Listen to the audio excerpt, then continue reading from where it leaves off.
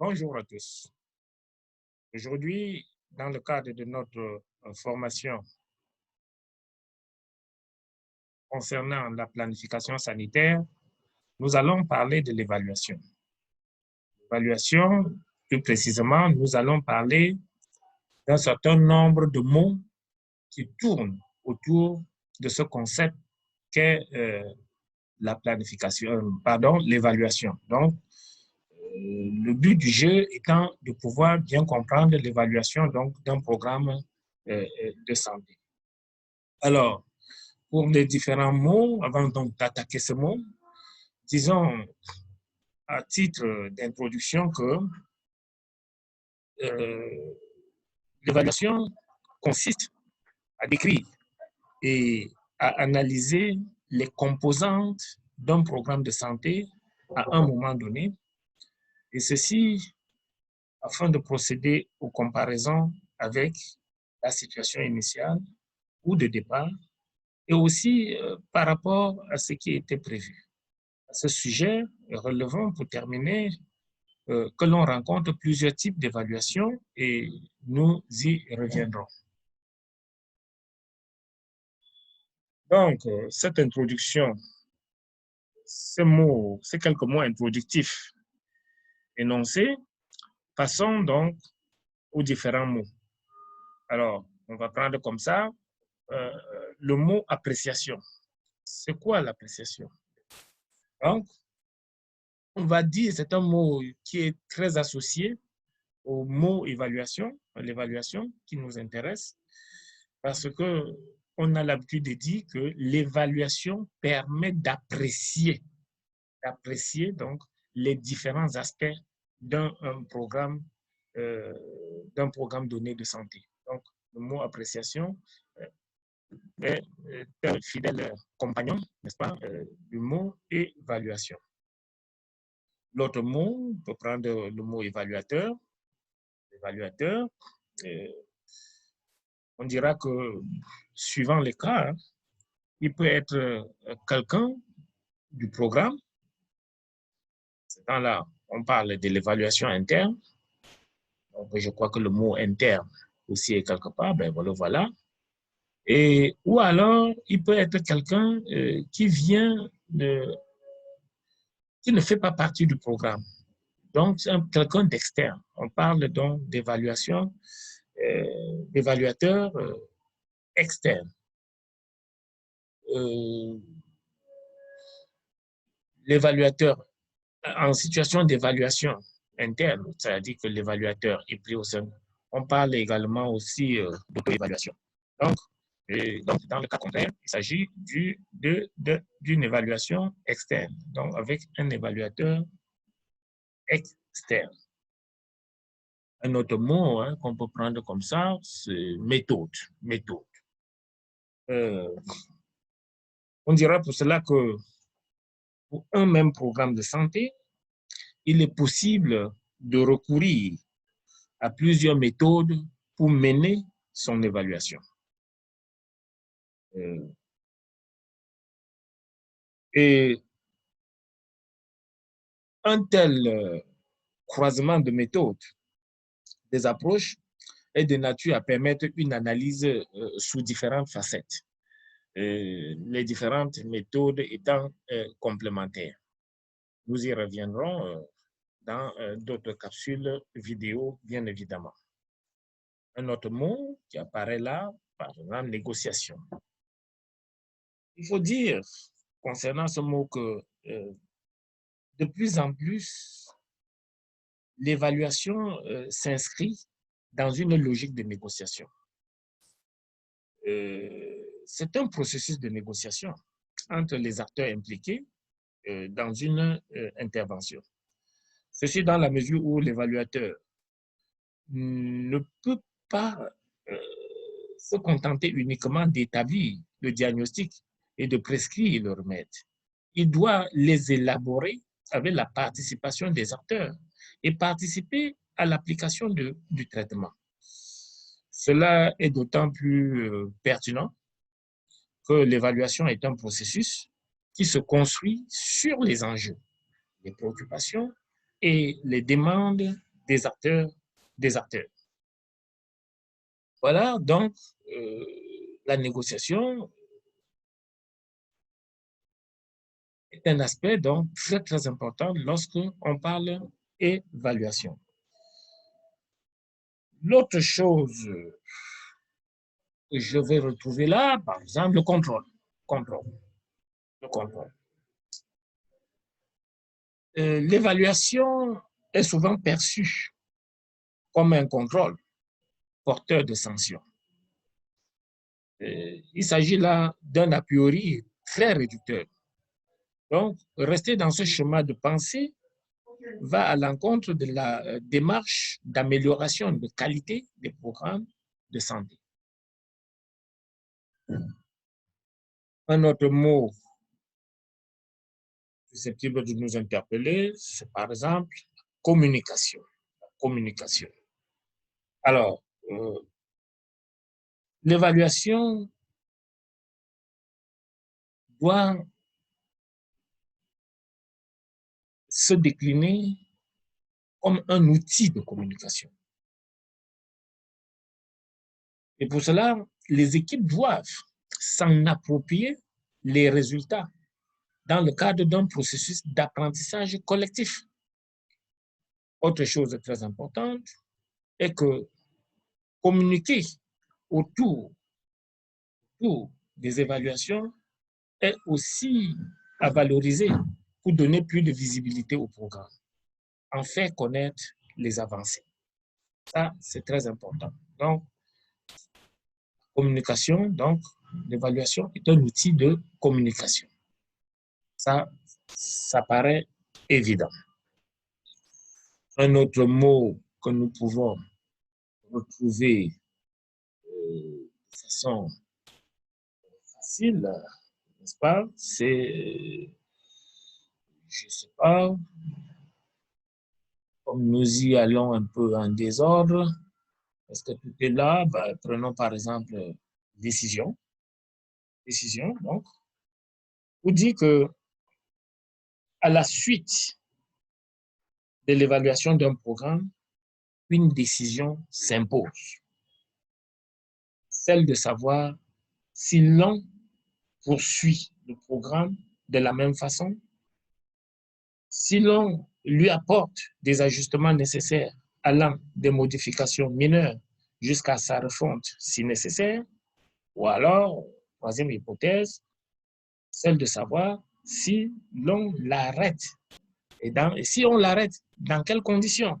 Ça, c'est important. Donc, une évaluation bien menée permettra de prendre les décisions les plus adéquates en fonction des contextes et permettra d'améliorer donc la qualité des programmes. Ça, donc, la décision fait partie prenante de l'activité de l'évaluation. Alors, à côté de tout cela, nous pouvons prendre, naturellement, hein, nous n'avons pas tous les mots ici. Et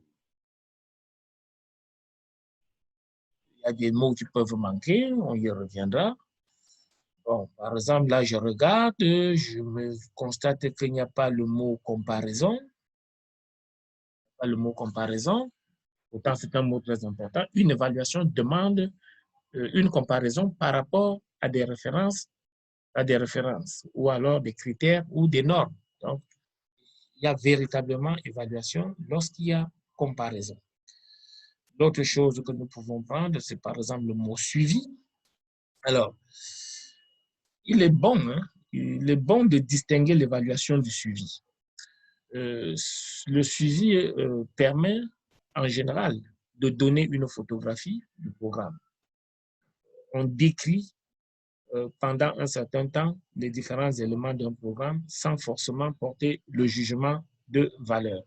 Donc, le suivi, ce n'est pas l'évaluation. Il ne faut pas les confondre. Alors, qu'est-ce que nous pouvons encore retenir?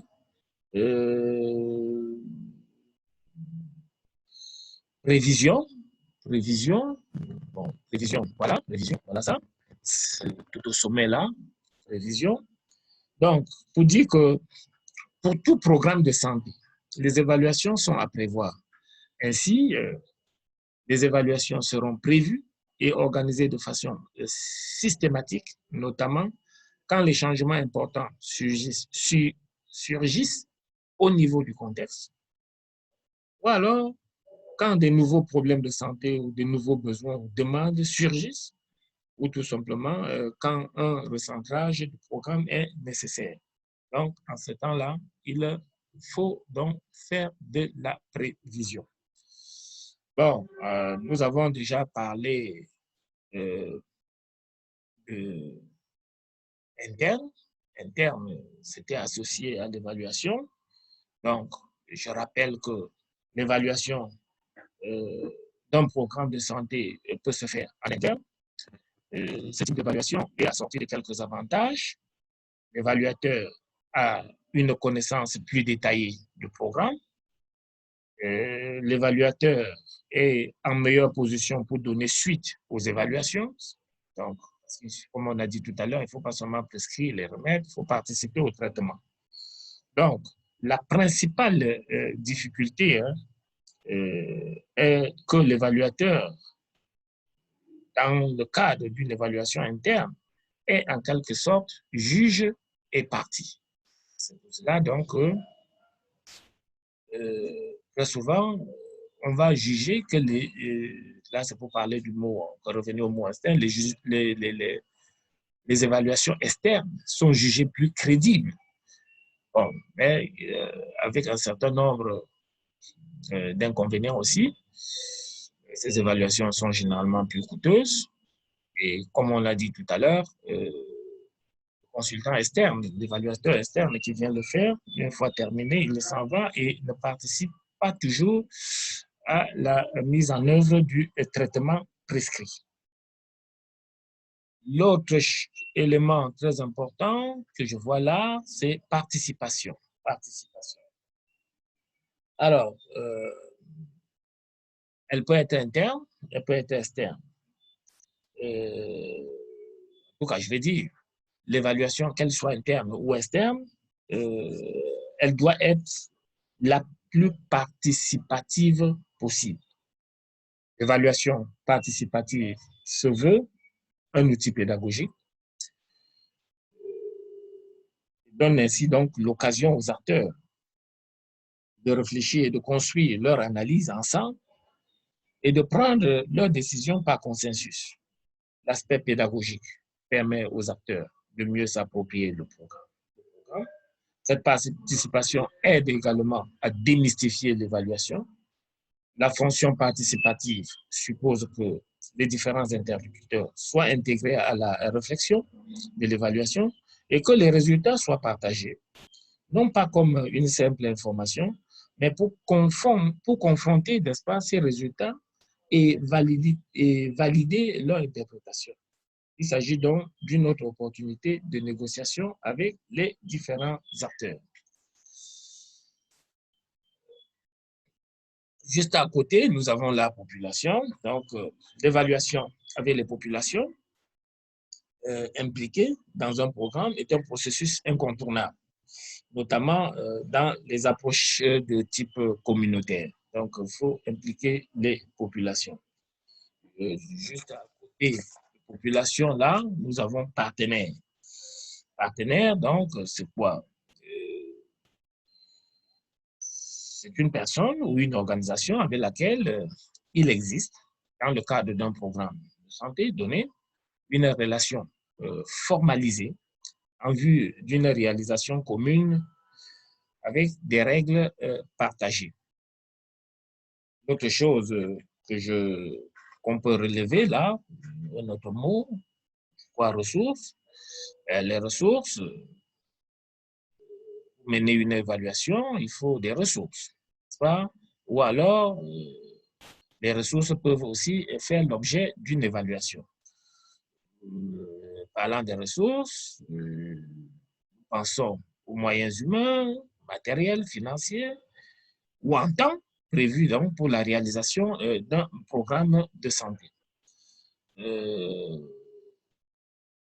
vois là aussi là caché quelque part l'activité. Les activités, c'est quoi? C'est l'ensemble des tâches que l'on doit effectuer pour obtenir des produits ou alors pour atteindre les objectifs d'un programme de santé.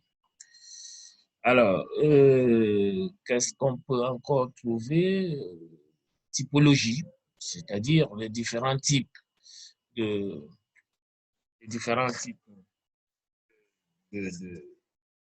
d'évaluation. Il existe plusieurs types d'évaluation. Nous l'avons déjà vu, hein, on en a parlé. Il y a l'évaluation externe, il y a l'évaluation interne. Je n'y reviens pas, mais on peut aller plus loin. On pourra y revenir. Donc, on peut distinguer trois autres types d'évaluation. L'évaluation des résultats, l'évaluation d'impact, l'évaluation de processus. Tous ces éléments-là font partie donc de l'évaluation. Alors, qu'est-ce qu'on a oublié? Je crois que nous avons presque fait le tour. Je vois là, quelque part, données. Voilà, analyse des données, les données. Pour combiner les deux mots, il faut savoir que pour pouvoir mener une évaluation, faire un travail d'évaluation, il faut des données. Et pour avoir des données, il faut les collecter. Et pour les collecter, il faut y mettre en place un cadre, un environnement, des outils nécessaires qui peuvent être des registres, qui peuvent être des questionnaires, ainsi de suite. Et ces données-là, contrairement à un travail qui va se faire dans le suivi, ces données-là vont être collectées de manière ponctuelle et pas de façon continue. Donc, on a besoin des données. On a besoin des données quantitatives, mais on a aussi besoin parfois des données qualitatives. Donc, pas d'évaluation sans les données. Voilà quelques mots. Je crois que bon, là, nous avons déjà parlé de la méthode. On n'y revient plus. Je crois que j'ai fait le tour de ces quelques mots. Ah non, on me fait signe là que le mot qualité est encore là. Donc, c'est quoi la qualité? Donc, c'est une caractéristique que l'on attend d'un programme de santé.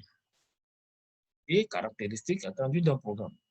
Donc, mais il peut être aussi attendu d'un soin ou d'un service pour satisfaire un besoin défini. C'est une notion parfois assez englobante, donc, qui englobe souvent donc l'efficacité, l'efficience, l'équité, ainsi que la satisfaction donc des bénéficiaires. Voilà le tout. Bon, il y a des mots qui manquent, hein, qui peuvent être très importants, du genre indicateur. Donc, l'indicateur, c'est quoi? C'est l'unité de mesure qui va aider à évaluer les progrès réalisés vers l'accomplissement d'un résultat attendu ou tout simplement d'un objectif. Vous allez me demander, c'est quoi un résultat? C'est un autre mot qui aurait pu apparaître là, qui n'est pas là, comme beaucoup d'autres. Hein. Bon, les résultats, c'est les effets d'une intervention, lesquels peuvent être attendus ou involontaires, positifs ou négatifs. On distingue trois niveaux de résultats parmi les plus élevés. Donc, on a le produit, les réalisations, ainsi que l'impact. Voilà. Donc, voilà. Là aussi, il y a le mot jugement. Donc, l'évaluation, c'est un jugement. On a déjà utilisé le mot appréciation. Donc on juge. On juge grâce au travail de l'évaluation. On juge, puis après, on décide. Voilà, en guise d'introduction à l'évaluation, un travail que nous avons fait en nous appuyant sur un nuage de mots. Ces nuages de mots nous ont permis, n'est-ce pas, ce nuage-là nous a permis, autant pour moi, de faire le tour sur le concept de l'évaluation. Ces mots ne sont pas exhaustifs, nous l'avons dit. Il faut pouvez en trouver d'autres. Toujours est-il dit que ça nous a permis d'avoir une idée sur la notion d'évaluation. Alors, si cette vidéo vous a plu, je vous invite à l'aimer, à la partager et surtout, nous vous recommandons vivement de vous abonner à notre chaîne afin de bénéficier de nos prochaines capsules vidéo. Merci de votre très aimable attention.